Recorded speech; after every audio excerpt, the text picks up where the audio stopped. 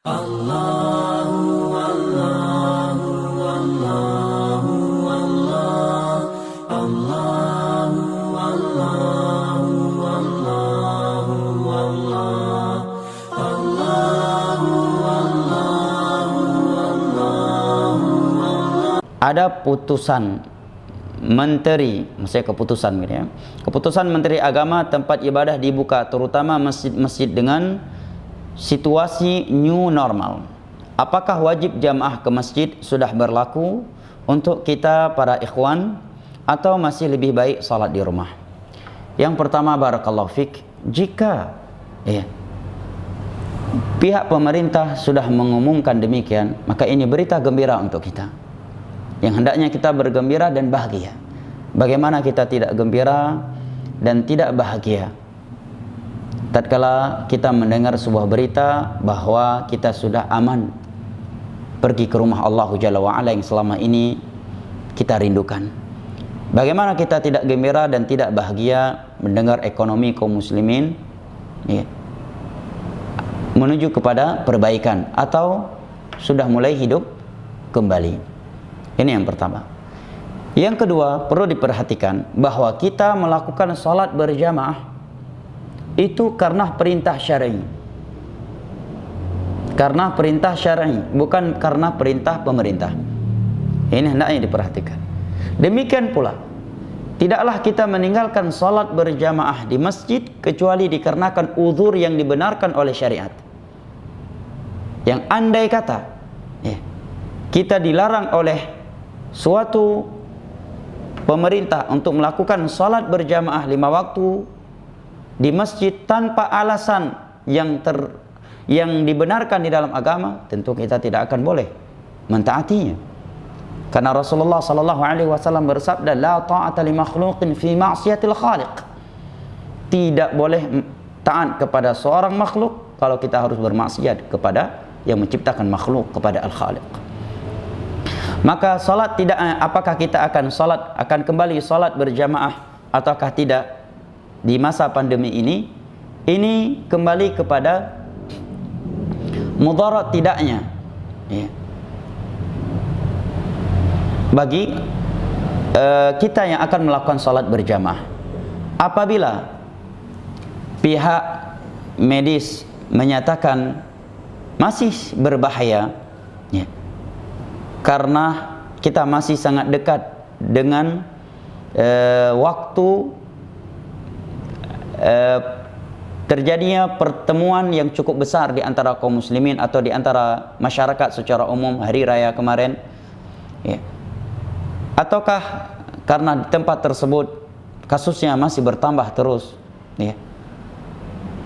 atau dengan alasan-alasan yang terpandang secara medis sehingga mereka menyimpulkan masih sangat berbahaya dan mereka adalah orang yang terpercaya, maka secara syar'i kita masih memiliki uzur untuk tidak menghadiri salat berjamaah. Karena para ulama menyebutkan, di antaranya Al-Mirdawi, bahwa di antara uzur syar'i meninggalkan salat berjamaah adalah al-marad, sakit. Yang kedua, khasyah hudutsil marad, khawatir akan tertular suatu penyakit. Kata beliau, bittifaqil ulama, ini merupakan uzur syar'i menurut kesepakatan seluruh ulama. Dan kekhawatiran kita tersebut bukan sekedar karena perasaan kita yang awam yang tidak mengetahui bahaya tidaknya virus corona ini, tetapi kita kembalikan kepada ahli medis yang terpercaya dalam hal ini. Jika mereka menyatakan untuk saat ini jangan dulu, tunggu dulu seminggu 2 minggu lagi. Jika 1-2 minggu lagi kasus juga belum bertambah, maka insyaallah ta'ala sudah aman. Jika mereka menyatakan sudah aman, maka kita mulai. Tapi jika mereka menyatakan belum aman, maka kita memiliki uzur syar'i. Sebagaimana kita tidak melakukan ibadah puasa tatkala pihak medis menyatakan kepada seseorang bahwa penyakit Anda ini mengharuskan Anda tidak boleh berpuasa di bulan Ramadan. Bukankah kita meninggalkan puasa tersebut sekalipun kita menganggap diri kita mampu berpuasa?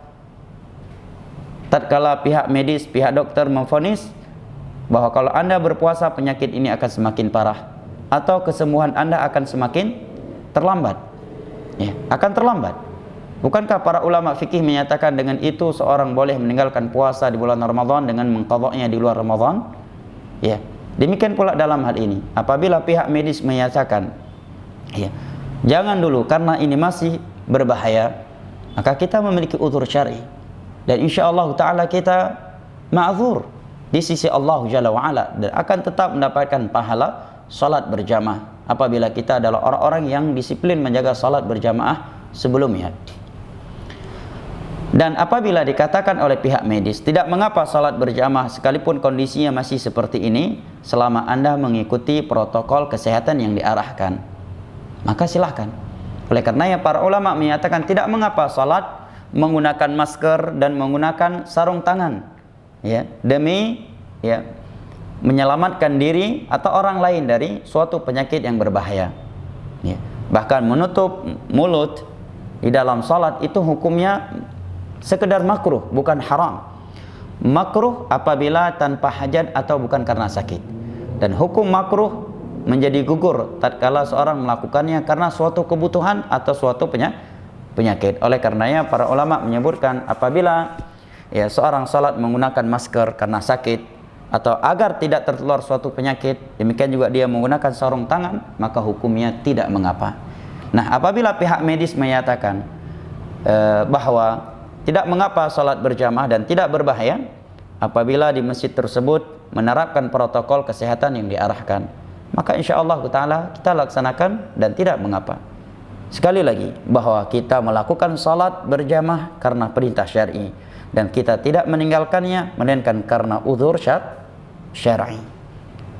Yang berikutnya perlu diketahui bahwa apabila dikatakan oleh pihak medis yang terpercaya melakukan kegiatan salat berjamaah masih sangat berbahaya karena kondisi COVID-19 ini, ya, maka memaksa diri melakukan salat berjamaah bukanlah tindakan yang terpuji, justru tercela.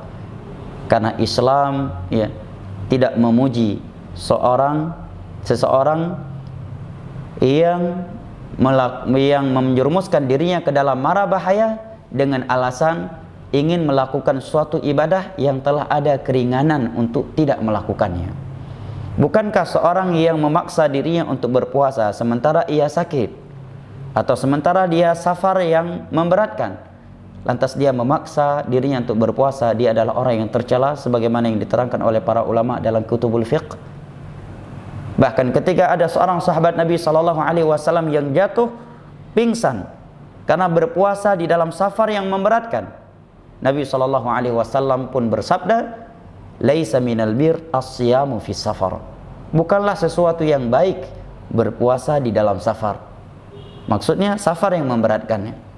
Karena Nabi pernah berpuasa di dalam safar dan para sahabatnya pun banyak yang berpuasa di dalam safar. Tapi khusus pada kejadian ini Nabi berkata demikian karena safar tersebut safar yang memberatkannya. Nah, dan di dalam sebuah hadis yang sahih Nabi kita sallallahu alaihi wasallam bersabda, "Innallaha yuhibbu an tu'ta rukhasuhu kama yakrahu an tunhaka maharimuh." Bukan sesungguhnya Allah itu cinta keringanannya itu diambil.